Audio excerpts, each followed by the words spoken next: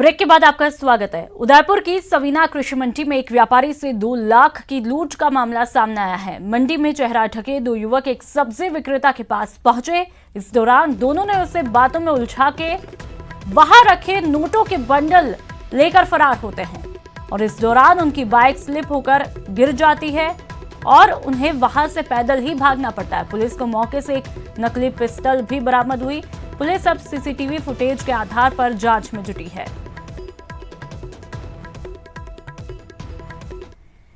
जयपुर नगर निगम की सतर्कता शाखा के लॉकडाउन के बीच अतिक्रमणों के खिलाफ कार्रवाई जारी है। निगम की सतर्कता शाखा के कार्यवाहक उपायुक्त राकेश यादव की अगुवाई में दस्ते ने सोमवार को बनी पार्क इलाके में अतिक्रमणों को ध्वस्त किया। राम मंदिर के पास सरकारी भूमि पर किए गए अतिक्रमण को बुलडोजर की सहायता से ध्वस्त किया। इस दौरान 3 शेड लगाकर किए गए 13 अतिक्रमण ध्वस्त किए और सरकारी भूमि को अतिक्रमण मुक्त करवाया। तो वहीं 6 बड़े काउंटर और 2 ठेले भी टीम ने जब्त किए।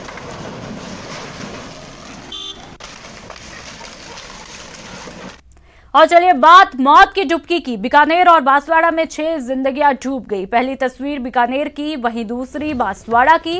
बीकानेर में एक महिला और 2 बच्चों की डूबने से मौत हुई, तो वहीं बांसवाड़ा में नहाने के दौरान 3 बहनें डूबी।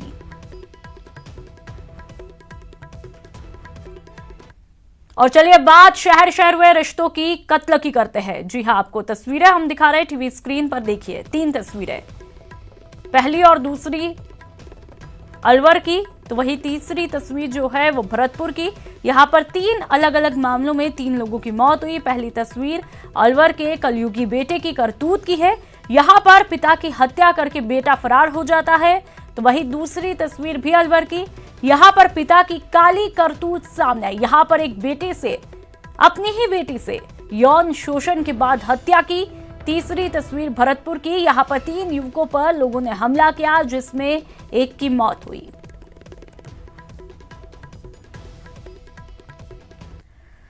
Kota Sheopur state highway number 70 पर सड़क हादसा हुआ। यहां पर 2 मोटरसाइकिल में आपस में भिड़ंत हुई। इस घटना में एक बच्चा, एक महिला सहित 5 लोग घायल हुए। तो वहीं घायलों में शामिल एक दंपति को कोटा एमबीएस अस्पताल के लिए रेफर किया गया। तो वहीं पुलिस अब मामले की तफ्तीश में जुटी है।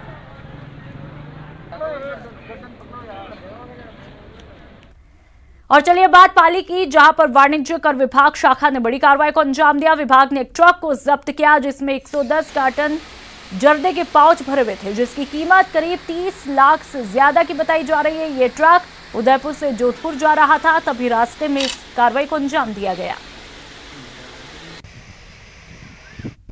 श्रीमान मुख्यमंत्री महोदय और हमारे जो डिपार्टमेंट के हेड हैं सीसीटी साहब के मार्गदर्शन में एक अभियान चलाया जा रहा है, जिसके तहत यह कार्रवाई की गई है। 110 कार्टन मिराज का कीमत करीब 7.25 लाख रुपए है। अब इस पे नियमानुसार कार्रवाई की जाएगी।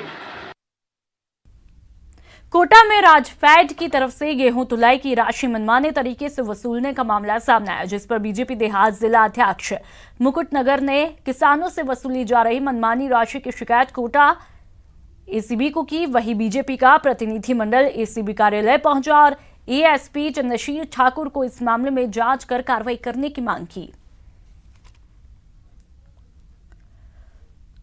पूरी मुकदमा दर्ज होने के बाद पूरी जांच होगी और जो किसानों से जो लूट हो रही है वो लूट कम से कम रुकती नजर दिखाई देती है हमें कि वो रुक जाएगी, क्योंकि ये जो लूट है सीधी सीधी किसान की जेब में से 1 से 1.5 करोड़ रुपए निकालने का इनका सीधा सीधा ठेकेदार और अधिकारियों का मिलीभगत है और वो किसानों से पैसा निकालना चाहते हैं।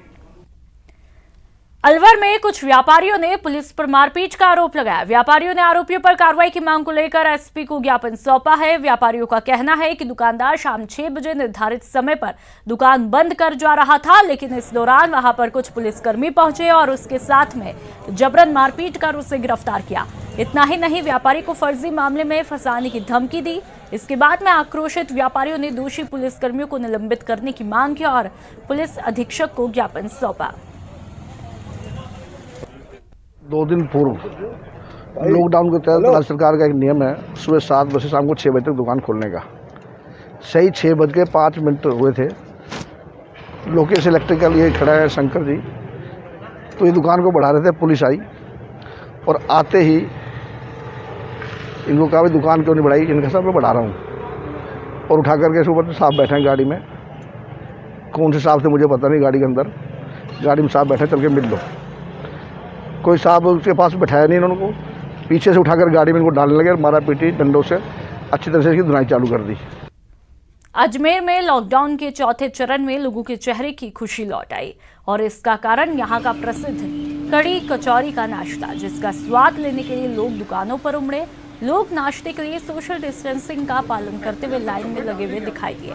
हालांकि दुकानों से अभी सिर्फ पार्सल की सुविधा ही दी जा रही है। प्रशासन भी गाइडलाइन का पालन करवाने के लिए पूरी तरह से मुस्तैद दिखाई दिया। जैसे ओपन हुआ ही है तो मार्केट इतना तेज भी नहीं है पर इतना बुरा भी नहीं है। मार्केट अच्छा है, लोगों को खाने की वापस से उमंग है, लोग उसके लिए जो क्रेविंग है लोगों में, लोग उसके हिसाब से आ भी रहे हैं और सोशल डिस्टेंसिंग का भी पूरा ध्यान रख रहे हैं और हम लोग भी सोशल डिस्टेंसिंग का पूरा ध्यान रख रहे हैं। और इस बुलेटिन में फिलहाल इतना ही। नमस्कार।